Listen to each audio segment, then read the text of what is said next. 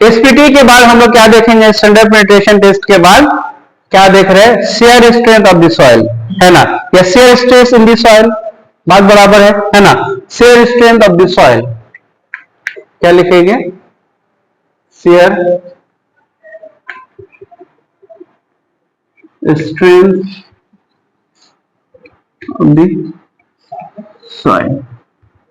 कोई कोई चैप्टर में आपका क्या रहेगा, shear stress in the soil, है ना, कोई कोई अब में क्या रहेगा, shear strength of the soil. इसको हम स्ट्रेंथ को किससे डिनोट करेंगे, एस से डिनोट करेंगे, किसे करेंगे, एस से डिनोट करेंगे, है ना, और या फिर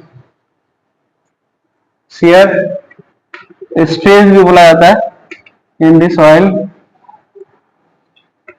किससे डिनोट करते हैं, टाउ से करते हैं, किससे डिनोट करते हैं, टाउ से करते हैं। अच्छा ये बताइए, what is difference between normal stress and shear stress, बोलिए, नॉर्मल स्ट्रेस और शेयर स्ट्रेस में क्या डिफरेंस है, बताइए क्या डिफरेंस है। ये बॉडी है आपका, जो परपेंडिकुलर स्ट्रेस एक्ट करेगा, लोड, है ना, over the area, load by area होता है ना, पर यूनिट एरिया, है ना, तो वो क्या कहलाएगा आपका, ये क्या कहलाएगा आपका, नॉर्मल स्ट्रेस। इसको सिग्मा से डिनोट कर सकते हैं, कर सकते ना।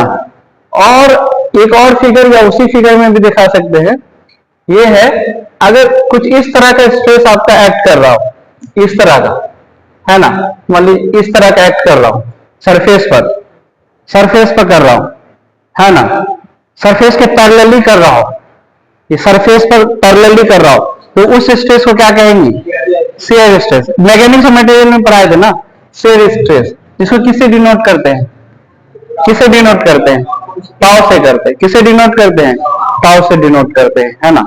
तो अपने पास 3 प्रिंसिपल स्ट्रेस है, कितना है, 3 प्रिंसिपल स्ट्रेस है, 3, इसका डिफिनेशन लिखा देंगे। अच्छा शेयर स्ट्रेंथ क्या है, व्हाट इज शेयर स्ट्रेंथ, बोलिए क्या है,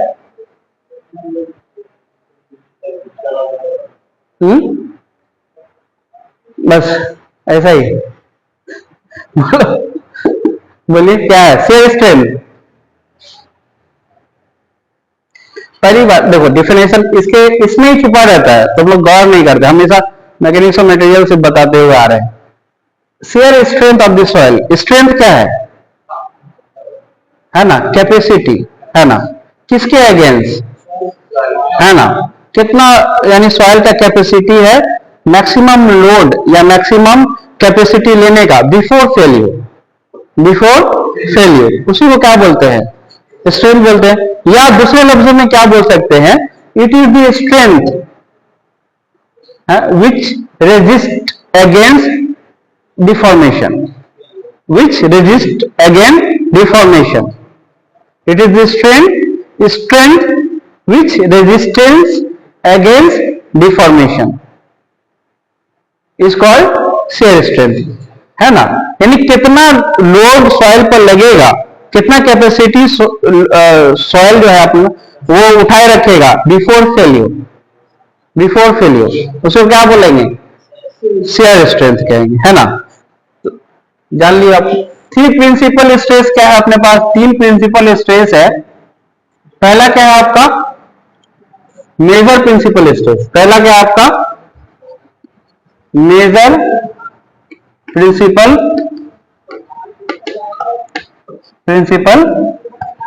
स्ट्रेस, जिसको किससे डिनोट करते हैं,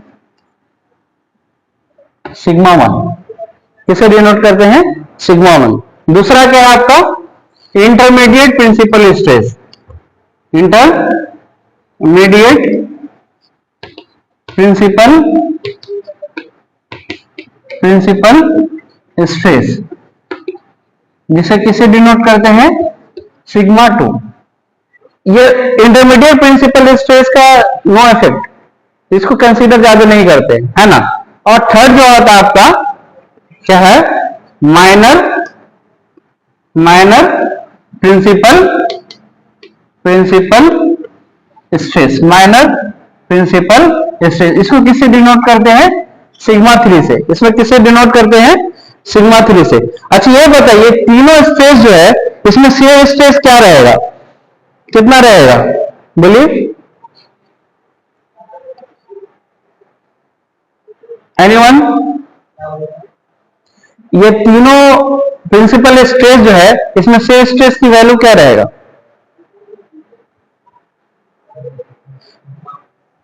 1 0। हमेशा याद रखिए ऑलवेज प्रिंसिपल स्ट्रेस में जब भी प्रिंसिपल स्ट्रेस या प्रिंसिपल प्लेन आ गया तो वहां शियर स्ट्रेस क्या रहेगा आपका? 0 रहेगा। शियर स्ट्रेस क्या रहेगा आपका? 0 रहेगा। जीरो शियर स्ट्रेस क्या रहेगा आपका? 0 शियर स्ट्रेस, 0 शियर स्ट्रेस। ठीक है,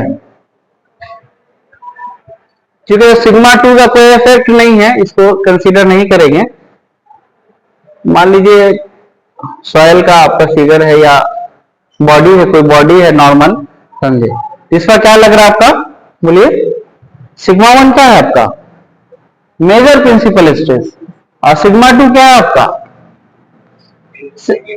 इंटरमीडिएट। क्योंकि सिग्मा 2 को क्या आप बोल रहे हैं? There will be no effect in the soil, तो सिग्मा 3 कंसीडर करेंगे। सिग्मा 3 क्या है आपका? माइनर प्रिंसिपल स्ट्रेस है ना। सिग्मा 3 क्या है आपका? Minor principal stress. अच्छा एक फिगर के जरिए आप लोग बताइए, ये सॉइल वेजेस है, ये क्या है आपका? सॉइल वेजेस है। सब पहाड़ी इलाका में स्लोप रहता है ना, सॉइल वेजेस है ना। ये आपका क्या है? सॉइल है ना।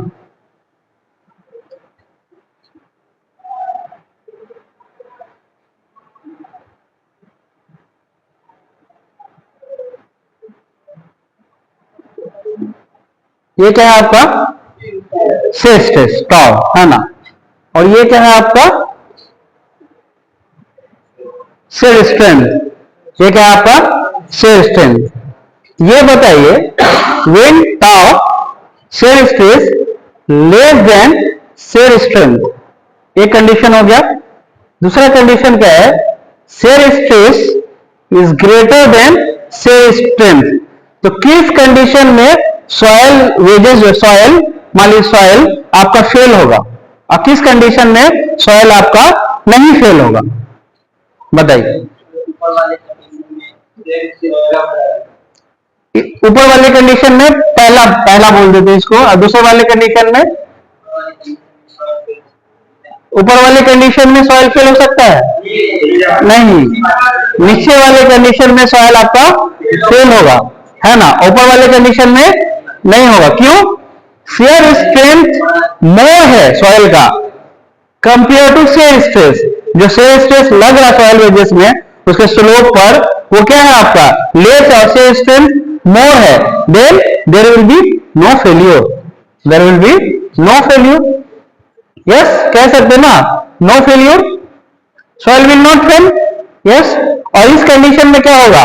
क्योंकि स्ट्रेंथ कम है सॉइल का और शियर स्ट्रेस ज्यादा है, soil will fail, failure will occur, failure will occur, failure will occur, है ना। समझ में आया? इसका लिख लीजिए शियर स्ट्रेंथ का डिफिनेशन क्या होगा? It is the strength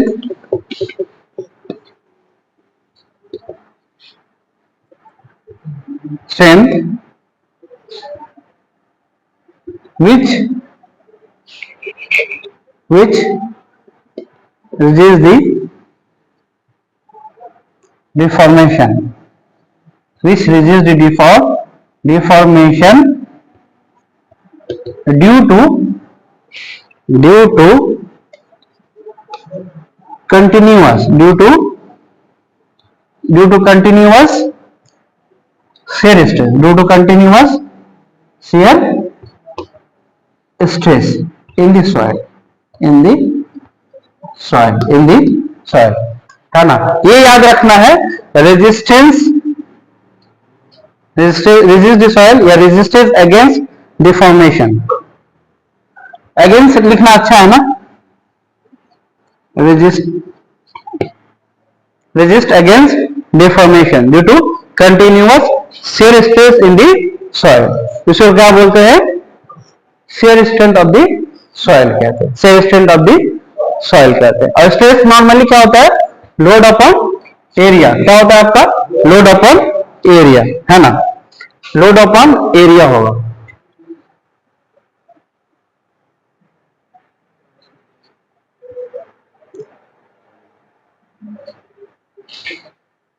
load upon area होगा। शेयर स्ट्रेस क्या होगा आपका?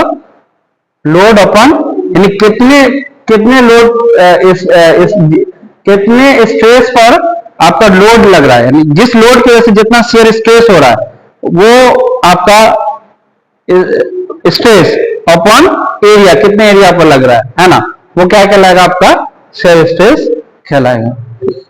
नोट कर लीजिए इसको। इसका एक फार्मूला भी है सिग्मा का, आप लिखना चाहे तो लिख लीजिए। सिग्मा इज इक्वल टू, ये फिगर बना लिया ना, sigma is equal to sigma 1 plus sigma 2 by 2 लिख लीजिए, प्लस सिग्मा 2 तो आएगा नहीं, plus sigma 1 minus sigma 3 by 2 into cos 2 alpha into cos 2 alpha. Normal stress का है, किसका है? नॉर्मल स्ट्रेस का। और टाउ इक्वल टू क्या होगा? Sigma 1 minus sigma 3 by 2 into sine 2 alpha, तो साइन 2 अल्फा, है ना। और रिजल्टेंट कैसे निकालेंगे? रिजल्टेंट आर जो होता है आपका सिग्मा स्क्वायर प्लस टाउ का square, sigma square plus tau square. Competitive exam में बहुत ये सब से आता है क्वेश्चन, लिख लीजिए, मन करते है ना। अभी हम लोग क्या देखें? Shear strength of the soil देखें, है ना। शेयर स्ट्रेंथ क्या है, कैसे फेल होता है सॉइल, है ना। अब डिफरेंट एक्सपर्ट, डिफरेंट साइंटिस्ट क्या दिया है, डिफरेंट व्यू दिया है शेयर स्ट्रेंथ निकालने का सॉइल में। तो सबसे पहले आते हैं कूलम्स थ्योरी या कूलम्स लॉ, है ना, दो बोलते हैं। पहला क्या है आपका, आगे देखेंगे। उसके बाद मोर सर्कल आता है, उसके बाद टर्जक भी, जो आपका सॉइल मैकेनिक्स का फादर है ना, मॉडर्न सॉइल मैकेनिक्स का क्या आपका फादर बोलते हैं, कार्ल वॉन टर्जक, वो भी आपका व्यू दिया है ना। तो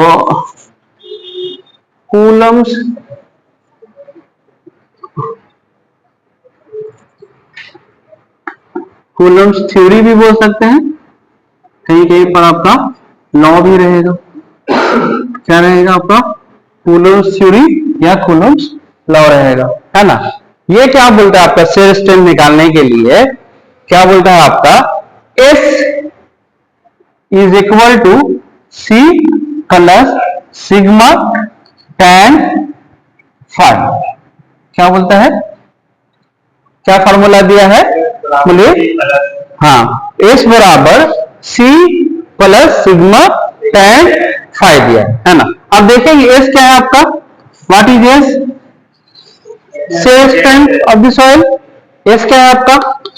लिखेंगे सब टर्म को, shear strength of the soil. C क्या है आपका? कोहेशन है। C क्या होता है? कोहेशन होता है। C क्या होता है आपका? कोहेशन होता है। सिग्मा क्या होता है आपका? टोटल स्ट्रेस होता है। क्या होता है आपका? टोटल स्ट्रेस होता है, टोटल स्ट्रेस होता है। और फाई क्या है आपका? Angle of internal friction. क्या होता है? एंगल ऑफ इंटरनल फ्रिक्शन होता है। फाई क्या होता है? एंगल ऑफ इंटरनल फ्रिक्शन होता है, एंगल ऑफ इंटरनल फ्रिक्शन होता है। फाई क्या होता है आपका? एंगल ऑफ इंटरनल फ्रिक्शन होता है। तो ये एक ग्राफ के जरिए ग्राफ बनता है दो एक्सिस के दरमियान। पहला एक्सिस क्या है आपका? एस शेयर स्ट्रेंथ या टाउ शेयर स्ट्रेस, है ना, वर्सेस क्या होता है आपका? टोटल स्ट्रेस वर्सेस किसके दरमियान में होता है, टोटल स्ट्रेस के दरमियान में होता है। ठीक है, अगर इस तरह का ग्राफ है ना, तो ये जो है आपका यहां से यहां तक, इसको क्या बोलते हैं, सी, सी मीन कोहेशन, सी मीन कोहेशन। ये जो है, ये जो आपका इंक्लाइंड प्लेन बना है बिटवीन शेयर स्ट्रेस या shear strain and total stress, इसको क्या बोलते हैं, फेल्यूर इन्वेलप। क्या बोलते हैं इसको, फेल्यूर इन्वेलप। क्या बोलते हैं इसको, फेल्यूर या कूलम्ब फेल्यूर इन्वेलप भी बोल सकते हैं, है ना, फेल्यूर इन्वेलप या कूलम्ब फेल्यूर इन्वेलप। इसके दरमियान जो ये एंगल बनेगा, ये जो एंगल है, इसको क्या बोलते हैं, फाई बोलते हैं। इसको क्या बोलते हैं, फाई बोलते हैं, है ना। तो जब भी आप अगर स्ट्रेंथ निकालना हो तो ये फार्मूला यूज कर सकते हैं, और अगर ग्राफ के थ्रू मालूम करना हो तो ये ग्राफ शो कर सकते हैं, है ना। कहीं कहीं पर इसमें कई कंडीशन है, इसमें कई कंडीशन है, वो मोर्स डिस्कस किया है। वो कौन डिस्कस किया है, आपका मोर्स, है ना। उसको क्या बोलते हैं, मोर सर्कल कहते हैं। इस कंडीशन में हम फिट करेंगे, मोर सर्कल बोलते हैं इसको। क्या बोलते हैं, मोर सर्कल, है ना। क्या बोलते हैं इसको, मोर सर्कल बोलते हैं। ये भी आपका ग्राफ बनेगा, ये भी आपका क्या बनेगा, कुछ इस तरह का ग्राफ बनेगा। बीटा जो है आपका एंगल ऑफ ऑब्लिक्यूटी है, ये टाउ है, ये आपका सिग्मा है ना। और इसके दरमियान क्या बनेगा, एक आपका कुछ इस तरह का ग्राफ बनेगा। इसको सिग्मा 3 और सिग्मा, इसको क्या करते हैं, 1 कंसीडर करते हैं, और इसको क्या करते हैं, सिग्मा 8। और ये जो पॉइंट है आपका, वो क्या कहलाएगा, आपका सिग्मा एंड टाउ के दरमियान में। ये जो पॉइंट बना आपका किसके दरमियान में, सिग्मा एंड टाउ के दरमियान में। ठीक है, कुछ इस तरह का आपका बनेगा। इसी को क्या बोलते हैं, मोर सर्कल बोलते हैं। इसी को क्या बोलते हैं, मोर सर्कल बोलते हैं। मोर सर्कल का कंडीशन है, इसमें क्या होगा, जब भी फेल होगा आपका, जब भी आपका इन्वेलप फेल होगा, सॉइल फेल होगा, तो एंगल ऑफ ऑब्लिक्विटी क्या रहेगा, आपका मैक्सिमम रहेगा। एंगल ऑफ बीटा को क्या बोलते हैं, बीटा को क्या बोलते हैं, एंगल ऑफ ऑब्लिक्विटी बोलते हैं। क्या बोलते हैं, एंगल ऑफ ऑब्लिक्विटी, यानी कि 23 से 26 के दरमियान में आपका डिग्री में रहेगा एंगल ऑफ ऑब्लिक्विटी, है ना। तो जब भी ये फेल होगा, जब भी क्या होगा, आपका फेल होगा, जैसे ये जो फेलियर इन्वेलप है ना, ये जो फेलियर इन्वेलप है, ये जो आपका सर्कल बन रहा है, सेमी सर्कल, है ना, ये क्या होगा, इस फेलियर इन्वेलप से पास होगा या इस फेलियर इन्वेलप को टच कर देगा, टच कर देगा, तो सॉइल विल फेल। सॉइल क्या होगा, आपका फेल हो जाएगा। सॉइल क्या हो जाएगा, फेल हो जाएगा। अगर ये इन्वेलप को, फेलियर इन्वेलप को ये सर्कल टच नहीं करेगा, यानी यहां से ऐसे निकल जाएगा, तो soil will not fail, soil will not fail, हमेशा याद रखिएगा। तो अब ये देखिए, ये एंगल ऑफ ऑब्लिक्विटी क्या रहेगा, जब सॉइल फेल होगा जब भी, तो क्या होगा, एंगल ऑफ ऑब्लिक्विटी मैक्सिमम रहेगा। एंगल ऑफ ऑब्लिक्विटी क्या रहेगा, आपका मैक्सिमम रहेगा। और material will fail due to shear stress only. इसमें कंडीशन है, मटेरियल यानी सॉइल विल फेल ओनली, किसके कारण फेल होगा, soil will fail only due to shear stress only. Yes और no, shear stress only, soil will fail due to shear stress only. यानी soil जब भी फेल होगा किसके कारण, शेयर स्ट्रेस के कारण। यस और नो, हम लोग क्या देखे थे, देखे नहीं थे कि अगर ये वेज है, ये शेयर स्ट्रेस अगर ज्यादा है, शेयर स्ट्रेस कम है, तब सॉइल फेल होगा। तो किसके कारण फेल होगा, सॉइल का तो स्ट्रेंथ हमेशा रहेगा जो है उसका। अगर शेयर स्ट्रेस बढ़ा देंगे उसके स्ट्रेंथ से, तो सॉइल विल फेल। तो यहां पर बोल नहीं सकते, यानी सॉइल या material will fail only due to shear stress only. Yes yes. और क्या है, सिग्मा 2 हैज नो इफेक्ट। इसमें क्या रहेगा आपका, जैसे सिग्मा 3 लिए हैं, यहां सिग्मा 1 लिए, ये पॉइंट में क्या लिया आपका सिग्मा 1 है ना, तो सिग्मा 2 कहां है, तो sigma 2 has no effect. Soil पर क्या रहेगा आपका, सिग्मा 2 हैज नो इफेक्ट, कोई भी इफेक्ट नहीं डालेगा, नो इफेक्ट। और कुछ पॉइंट है, हाँ, और क्या है इसका, strength is always, strength is the function of क्या रहेगा आपका, total stress. Strength is the function of total stress, यानी स्ट्रेंथ किस पर डिपेंड करेगा, टोटल स्ट्रेस पर। Strength shear strength of the soil is the function of, F is function of total stress. समझ में आया, ये मोर सर्कल का है। यहां तक आप नोट कर लिए हैं, ये नोट कर लिए वाला, नोट कर लिए, इसको मिटा के अभी रुकिए बताते हैं। ये मोर सर्कल अभी कंटिन्यू रहेगा, है ना। इसमें जो है आपका, अब ये हमें बताना है, अगर कुछ इस तरह का ग्राफ बनेगा, कुछ इस तरह का ग्राफ बनेगा, मान लीजिए पहला लेते हैं C0, ये क्या है शेयर स्ट्रेंथ, ये क्या है आपका नॉर्मल स्ट्रेस के दरमियान, ये क्या है आपका फेल्यूर इनवेलप, ये क्या है आपका फेल्यूर इनवेलप। अगर यहां पर C क्या होगा आपका, क्या रहेगा, ये फाई कुछ एंगल बनाएगा, C यहां पर क्या कुछ भी नहीं है, नहीं है ना, C नहीं है, C 0 हो गया, फाई का कुछ वैल्यू रहेगा। तो किस तरह का सॉइल है,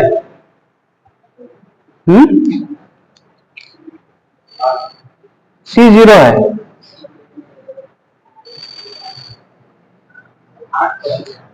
नहीं, सैंडी सॉइल। किस तरह का सॉइल रहेगा आपका, सैंडी सॉइल, सैंडी सॉइल, अभी हम बता रहे हैं एकदम बिल्कुल बिल्कुल। और जब आपका एक और ग्राफ के जरिया, जब आपका इस तरह का ग्राफ बनेगा, यहां पर आपका C आ गया, यहां पर आपका क्या आ गया, C आ गया, ये S है, ये आपका नॉर्मल स्ट्रेस है ना, और फाई क्या हो जाएगा आपका 0, फाई 0, यस, फाई क्या हो जाएगा, कोई एंगल नहीं, सेट फाई 0। तो किस तरह का सॉइल है, ये कहलाएगा, बताइए, क्ले सॉइल। यानी कोहेशन जब भी 0 रहेगा सैंडी सॉइल, है ना, कोहेशन जब भी 0 रहेगा सैंडी सॉइल, है ना। 5 मिनट सर का आ गया ना, हाँ टाइम हो गया ना, टाइम हो गया ना। तो C जब भी 0 रहेगा आपका सैंडी सॉइल, और C का कुछ वैल्यू रहेगा, मान लीजिए 10 किलो न्यूटन पर मीटर स्क्वायर, है ना, किलो न्यूटन पर मीटर स्क्वायर। तो C क्या रहेगा, कुछ भी वैल्यू रहेगा तो क्या कहलाएगा आपका क्लेई सॉइल, कुछ भी वैल्यू रहेगा तो क्लेई सॉइल, सर है हमको लगा हुआ, कुछ भी वैल्यू रहेगा तो क्या कहलाएगा आपको क्लेई सॉइल, है ना। तो इसको हम कह सकते हैं एग्जांपल में, कौन सा सॉइल का ग्राफ है, क्ले सॉइल का, क्ले सॉइल का, यस, ये पहला ग्राफ हुआ, ये दूसरा ग्राफ हुआ, है ना, जिसमें फाई 0 है, यहाँ C 0 है ना। और ये कौन सा कहलाएगा, ये वाला जिसमें आपका C भी है और फाई भी है, जिसमें आपका C भी है और फाई भी है, कौन सा सॉइल कहलाएगा, बोलो, सैंडी क्ले, सिल्टी क्ले, दो तरह का सॉइल पड़े थे ना टाइप ऑफ सॉइल में। तो इसमें क्या है, C और फाई दोनों है ना जी, फाई भी है और C भी है, तो क्या होगा बोलिए, सैंडी क्ले, सैंडी क्ले, और क्या कहलाएगा आपका, बोलिए सैंडी क्ले और silty clay, silty clay C5 soil में, यस। ये C5 जो है आपका, इस पैरामीटर जिसको बोलते हैं स्ट्रेंथ ऑफ द सॉइल, इसको मालूम करने के लिए कई टेस्ट होता है, कई टेस्ट होता है। तो सबसे मशहूर टेस्ट क्या है, बॉक्स शेयर टेस्ट, जिसको क्या बोलते हैं डायरेक्ट शेयर टेस्ट, जिसको क्या बोलते हैं डायरेक्ट शेयर टेस्ट, है ना। हम लोग देखेंगे, है ना, नेक्स्ट डायरेक्ट शेयर टेस्ट कैसे मालूम करते हैं। तो समझ में आया? यस। अच्छा, एक और भी इसमें कॉन्सेप्ट, एक और कॉन्सेप्ट है, हम आप चलते हैं इसके तरफ, तर्जगी की तरफ। किसके तरफ? तर्जगी की तरफ। अच्छा, ये हम बताएं ना कि अगर फेल्योर इन्वेलप से सर्कल आपका नीचे रहेगा तो क्या कहलाएगा आपका? No failure. जस्ट टच कर देगा आपका फेल्योर विल अकर, है ना, और उससे जाएगा ऊपर तो नॉट पॉसिबल। क्या कहलाएगा आपका?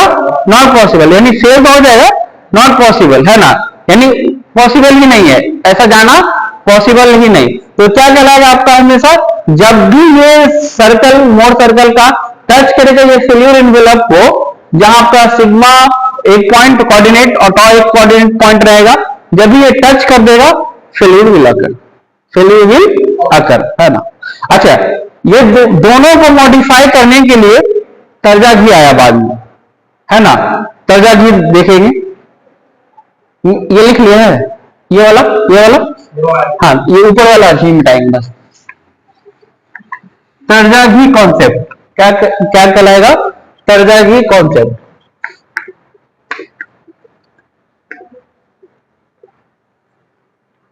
अब आया आप लोग में तर्जगी, उतना दिन से पढ़ रहे थे फादर ऑफ सॉइल मैकेनिक्स है, आ ही नहीं रहा तर्जगी। तर्जगी कॉन्सेप्ट या थ्योरी, तर्जगी कॉन्सेप्ट या तर्जगी क्या आपका थ्योरी भी बोल सकते हैं, है ना, या तर्जगी लॉ भी बोल सकते हैं। तो ये क्या होता है आपका? ये क्या फॉर्मूला दिया? Shear strength is equal to, shear strength is equal to क्या होता है? कोहेशन प्लस सिग्मा, बोलिए, हाँ, plus sigma into tan five. लेकिन क्योंकि तर्जगी क्या क्या कॉलम्स को मॉडिफाई किया, तो ये क्या कहलाएगा आपका? देन सी, हाँ, ये कोहेशन तो है, इफेक्टिव कोहेशन, है ना। ये क्या कहलाएगा आपका? Effective stress. ये क्या कहलाएगा आपका? Effective stress. और ये क्या कहलाएगा? Effective angle of internal friction. बस इतना ही है, बस इफेक्टिव कर लिया, है ना। इफेक्टिव में भी कारण है ना, इफेक्टिव में भी कारण है ड्रेन और अनड्रेन का। अगर सॉइल से वाटर ड्रेन हो रहा है ना, सॉइल से वाटर अगर ड्रेन हो रहा है तो इफेक्टिव रहेगा, है ना। अगर सॉइल से वाटर अनड्रेन हो रहा है तो फिर फायू हो जाता है। अनड्रेन कंडीशन में यहां क्या होता है? फायू हो जाता है, अनड्रेन सीयू हो जाता है, और क्या हो जाता है आपका? फायू और सीयू हो जाता है। ठीक है, इतना ही लिखे अभी, C dash sigma dash tan five dash, है ना। सी डैश क्या है आपका? इफेक्टिव कोहेशन लिख सकते हैं ना, इतना ही चेंज किया इफेक्टिव, बस इतना सा नहीं चेंज करने के लिए नाम हो गया। इतना सिर्फ डैश लगाया इफेक्टिव बोला, कूलम भी फेल हो गया, मोर सर्कल भी, और उसको मॉडिफाई करके तर्जगी आ गया। सिर्फ क्या किया? डैश लगा दिया, बोला इफेक्टिव होना चाहिए, है, डैश लगा दिया और फिर ये क्या हो जाएगा आपका? इफेक्टिव स्ट्रेस हो जाएगा। और इफेक्टिव स्ट्रेस क्या होता है अभी बताए थे? Total stress minus pore pressure, total stress minus pore pressure. और क्या है? फाइव डैश क्या हो जाएगा आपका? इफेक्टिव एंगल, पहले क्या था? Five angle of internal friction, अब क्या हो जाएगा आपका? Effective angle of, yes very good, effective angle of internal friction. Internal clear कीजिएगा, इसमें ज्यादा हो गया, इंटरनल फ्रिक्शन, जिसको फाइव डैश से डिनोट करते हैं, है ना। ये आपका मॉडिफाई किया आपका कुछ प्लास्टिक इक्विलिब्रियम इक्वेशन है, हम लोग लिखेंगे, है ना। इसको नोट कर लीजिए। समझ में आया? कोई डाउट? समझ में आया? कोई डाउट? नोट कर लीजिए, ठीक है।